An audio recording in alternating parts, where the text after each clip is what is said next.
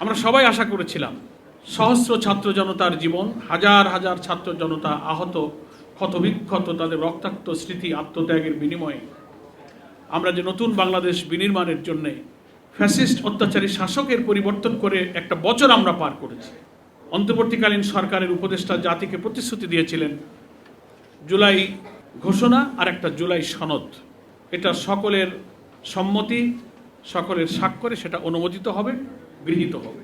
জুলাই ঘোষণা বা ডিক্লারেশন যেটা, সেটা 5 তারিখে হলো, সনদটা এখনো বাকি।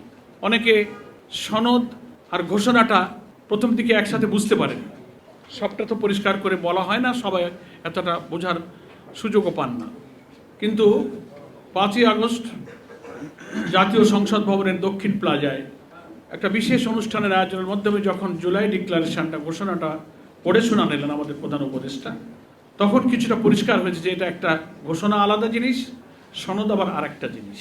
জুলাই ডিক্লারেশনটা হচ্ছে ছাত্র জনতার বিশাল গণ অভ্যুত্থানের যে ঐতিহাসিক পটভূমিকে উল্লেখ করে আমাদের দেশের হাজার হাজার লক্ষ কোটি মানুষের যে অবদান, যে সংগ্রামের ঐতিহ্য, ইতিহাস, এই চেতনাকে ধারণ করে আমাদের সংবিধানের একটা আইনগত স্বীকৃতি দিয়ে এটাকে, আন্দোলনকে দেশের মানুষের কাছে সংবিধানের অংশ হিসেবে প্রিয়াম্বলে অন্তর্ভুক্ত করা হবে এবং এটা ইতিহাসের দেশের স্বাধীনতা, সার্বভৌমত্ব, স্বাধিকার, ফ্যাসিবাদ বিরোধী আন্দোলনের লড়াইয়ের এটা যে একটা গুরুত্বপূর্ণ ঐতিহাসিক অংশ হিসেবে সংযোজিত থাকবে, এটা ছিল আমাদের জুলাই ডিক্লারেশন। সেখানে সকল শ্রেণী পেশার মানুষের ঐতিহাসিক অবদান, তাদের জীবনদান, তাদের ত্যাগ তিতিক্ষা, কোন প্রেক্ষাপটে এই 17 বছরের ফ্যাসিবাদী শাসনের বিরুদ্ধে আন্দোলন, অর্থনৈতিক শোষণ, বঞ্চনা, লুটপাট, মূল্যবোধ বিরোধী, জাতিসত্তা বিরোধী, ভিন্ন মতের বিরুদ্ধে দমন, freedom of express, freedom of choice, freedom of press, সব কিছুকে কীভাবে তছনছ করা হয়েছে, ছাত্রদের অধিকার ধ্বংস করা হয়েছে, আলেম ওলামা, শিক্ষক, সকল শ্রেণী পেশাকে ধ্বংস করে দিয়ে এক দল, একজন ব্যক্তির কর্তৃত্ববাদী শাসনের ফ্যাসিবাদী চিন্তার বিরুদ্ধে কিন্তু দীর্ঘ 17 বছরের যে গণবিস্ফোরণ, যে আউটবাস্ট যেটা, সেটাই কিন্তু 5ই আগস্ট 2024 হয়েছিল। এইটাকে জুলাই ডিক্লারেশনে ধারণ করা হবে, জাতি যুগ যুগ ধরে স্মরণ করবে।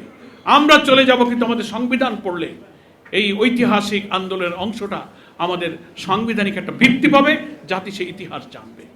আর সনদ আগামী নির্বাচনকে সুষ্ঠু নিরপেক্ষ করে একটা নতুন রাষ্ট্র কাঠামো বিনির্মাণের মধ্য দিয়ে জাতির আশা আকাঙ্ক্ষা, নতুন বাংলাদেশ, দুর্নীতিমুক্ত, সৎ নেতৃত্ব, আধিপত্যবাদ বিরোধী চেতনায় একটা জাতিকে গঠন করতে, তার সুস্থ সবল দেশ গড়ে তুলতে গেলে প্রয়োজনীয় কিছু মৌলিক সংস্কার লাগে, যেখানে দুর্নীতি থাকবে না, দলীয়করণ থাকবে না, ভিন্নমত দলন থাকবে না, রাষ্ট্রপতি প্রধানমন্ত্রীর ভারসাম্য থাকবে ক্ষমতার মধ্যে, সংবিধানের কিছু সংস্কার, সিভিল অ্যাডমিনিস্ট্রেশনের সংস্কার, পুলিশ অ্যাডমিনিস্ট্রেশনের সংস্কার, ইলেকট্রাল সিস্টেমের সংস্কার, এসব কিছুকে অন্তর্ভুক্ত করে এমন একটা রাষ্ট্রীয় কাঠামো আমরা করব, যার করতে গেলে সকল রাজনৈতিক দল, মত, স্টেক হোল্ডারের মতামত লাগবে। প্রধান উপদেষ্টা সেটা বলেছিলেন এবং একটা ন্যাশনাল কনসেনসাস কমিশন, জাতীয় ঐক্যমত্য কমিশন তিনি তৈরি করে দিয়েছিলেন, headed by our chief adviser. Co chairman ছিলেন ডক্টর প্রফেসর আলী রিয়াজ। তারা সকল রাজনৈতিক দলের কাছে পরামর্শ চাইলেন যে আপনারা সংবিধান সংস্কারের পরামর্শ দেন, নির্বাচন প্রক্রিয়ার জন্য পরামর্শ দেন, পুলিশ অ্যাডমিনিস্ট্রেশনের জন্য, দুর্নীতি দমন কমিশনের জন্য, সিভিল অ্যাডমিনিস্ট্রেশনের জন্য, নানান অর্গানের ব্যাপারে ওনারা পরামর্শ চাইলেন। সব রাজনৈতিক দলগুলো তার মতো করে পরামর্শ দিয়েছে। প্রথমে গুরুত্বপূর্ণ 6টা কমিশন তিনি গঠন করলেন।